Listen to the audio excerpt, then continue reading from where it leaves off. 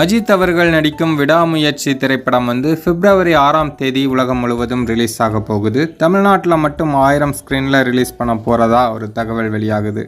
இதற்கு முன்னதாக வலிமை திரைப்படத்தையும் 1000 ஸ்க்ரீனில் ரிலீஸ் பண்ணியிருந்தாங்க.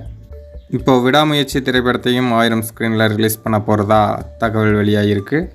அது மட்டும் இல்லாமல் விடாமுயற்சி படத்தோட ப்ரீ புக்கிங்குமே ரொம்ப நல்லா வந்துட்டுருக்கு அப்படின்னு தான் தகவல்கள் வெளியாகிட்டுருக்கு.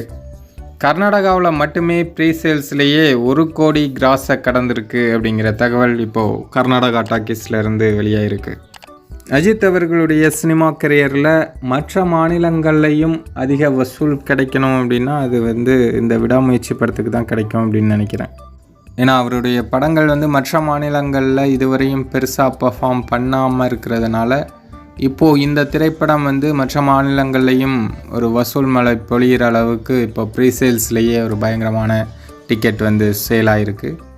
அதனால் அஜித் அவர்களுக்கு இந்த படம் ஒரு ரெக்கார்ட் பிரேக்கிங் பாக்ஸ் ஆஃபீஸ் கலெக்ஷனாக இருக்கும் அப்படிங்கிறது தான் இப்போ எல்லோருடைய கணிப்பாகவும் இருக்குது. பொறுத்திருந்து பார்ப்போம் அந்த படம் எவ்வளோ கலெக்ட் பண்ணுது அப்படிங்கிற தகவல்களை.